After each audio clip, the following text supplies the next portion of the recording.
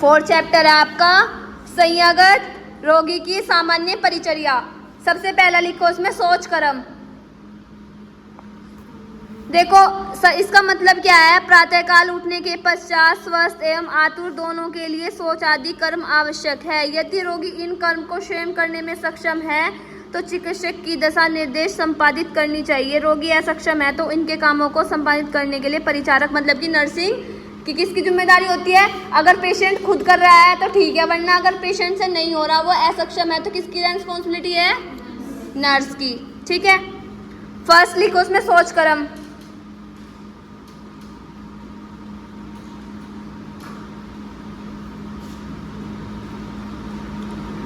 शौच कर्म में क्या होता है, सेकंड लिखो आप मुख स्वच्छता।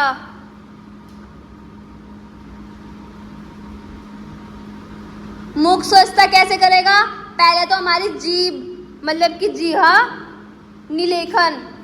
अगर हम अपना मुंह साफ करें सबसे पहले तो हम अपनी जीभ साफ करेंगे ना, टंग को लिखो। सेकंड लिखो उसमें मुख स्वच्छता लिख दिया। फिर लिखो जिह्वा निलेखन। हाँ, फिर इसमें लिखो गंडूस व केवल कवल। हाँ, जिह्वा के बाद गंडूस व कवल। हाँ, पॉइंट है 2 मुख में गंडूस व कवल। थर्ड है आपका दंत स्वच्छता। स्वच्छता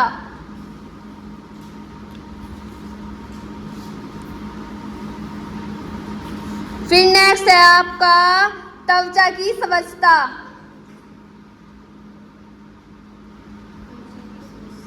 हाँ जी। फिर नेक्स्ट है आपका संज्ञा स्नान।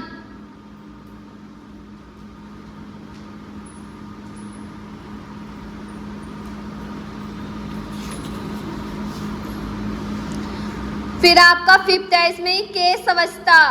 केश बाल, केश स्वच्छता।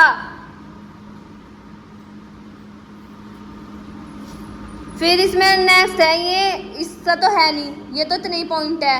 नेक्स्ट अलग टॉपिक है इसमें संज्ञावरण रोकने के परिचारक के कर्तव्य। अब आ जाओ पहले पे शौच कर्म। समझो, लिखना नहीं, अब समझना कि शौच कर्म क्या होता है। ठीक है, देखो वार्ड की खिड़कियों को सबसे पहले बंद करके पर्दा लगा देना चाहिए। कौन लगाएगा, उसके बाद संज्ञा के चारों ओर कर्टन लगाकर एकांत प्रदान करना चाहिए। कौन लगाएगा, कौन करेगा ये काम। इसके बाद रोगी का ओढ़वस्त्र हटाकर चादर ओढ़ा देना चाहिए। फिर आई मुख की बात। हम अपने मुंह की साफ सफाई करेंगे। सबसे पहले किस चीज़ की सफाई करेंगे, जीभ की। ठीक है, उसके बाद या तो हम देखो इस जीभ को कैसे करेंगे, हम ब्रश या प्लास्टिक से बनाए हुए या एल्युमिनियम से बनाए हुए किसी, कभी तुम देखो, अरे वो आता नहीं कि जीभ साफ करने का क्या बोलते हैं उसको, पता है किसी को। हाँ, वो वी टाइप में होता है कुछ जिससे जीभ साफ होती है, वो एल्युमिनियम का होता है या चांदी का होता है या ऐसे ही होता है। फिर उसके बाद हम क्या आता नेक्स्ट, गंडूस व कवल।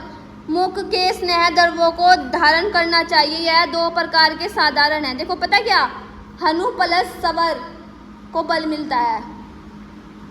अगर हमारा मुंह गंदा हो रखा तो आप बोल लोगे या कोई चीज़ सही से हो सकती है, मन भी नहीं करेगा। तो हमारे मुख साफ करने सबसे पहले रोगी को क्या होगा, बोलने में हेल्प मिलेगी थोड़ी। उसके बाद हमारी जो जीभ होगी वो शुद्ध होगी, जो मुख की मांसपेशियां हैं वो सही से वर्क करेगी अपना। ठीक है, उसके बाद जो हमें खट्टी वस्तुओं को खाने इसके नॉर्मल कोई चीज़ खाएंगे तो खट्टी अगर हमारा मुंह ही गंदा तो खट्टी डकार आती है, कभी हम ब्रश वगैरह नहीं करते। ठीक है, फिर उसके बाद है दांत। दांत को तो मैं नॉर्मल बता, हमें अपने टीथ साफ करने चाहिए ज़रूर डेली। इसके बाद ये आपका हो गया त्वचा। त्वचा क्यों साफ करनी चाहिए पता है, देखो रोगी की स्वच्छता के अंतर्गत त्वचा की स्वच्छता आवश्यक होती है। रोगी के लिए उनकी शारीरिक सफाई सैया पर ही करनी चाहिए, जिससे शरीर में जीवाणु व धूल निकलकर शरीर स्वस्थ हो जाए, त्वचा द्वारा उत्सर्जन किए गए शारीरिक व मानसिक थकान देखो, अगर हम अपनी बॉडी इतना हम नहाते नहीं है, अभी में कोई फीवर वगैरह हो जाता है तो हमारा कोई काम करने का मन नहीं करता और बीमार से हो जाते हैं, वो और बीमार फील करते हैं। अगर हम नॉर्मल हमारा फीवर उतर भी गया ना और हम अपनी त्वचा की साफ सफाई नहीं कर रहे, अपना अच्छे से नहा धो नहीं रहे, तो हमारा और बीमार से फील होते हैं, भले ही हमारा फीवर उतर गया हो। तो इसलिए हमारी बॉडी साफ सुथरी होनी चाहिए, ये भी आवश्यक है।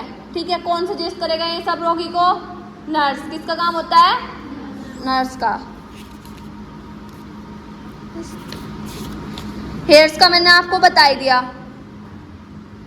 हेयर्स ये तो आपको नॉर्मल पता है। हेयर किस चीज़ से साफ, अपने कॉम को, अपने केस को किस तरीके से साफ करोगे? कंघी से या कंघे से? कौन से?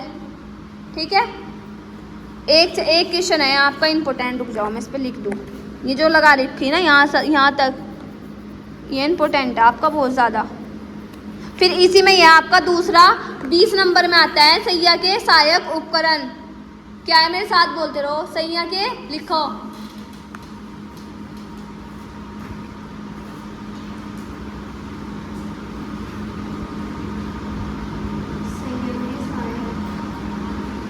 फर्स्ट कौन सा है?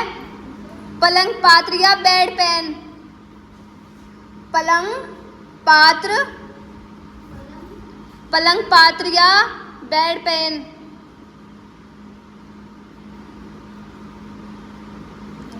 अब मैं बता देती हूँ क्या होता है।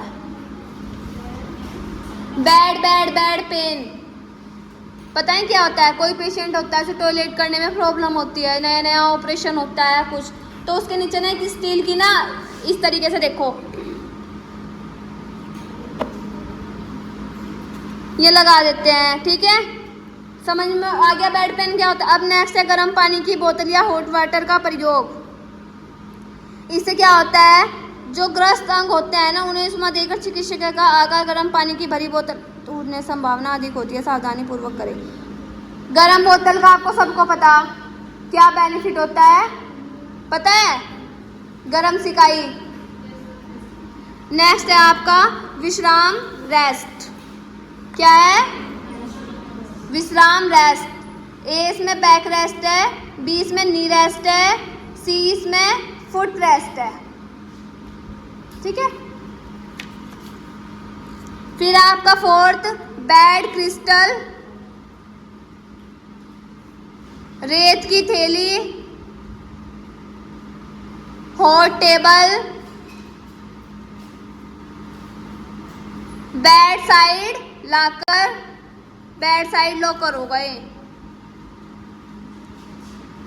फिर है रोगी के गतिमान करने के नर्स के कर्तव्य।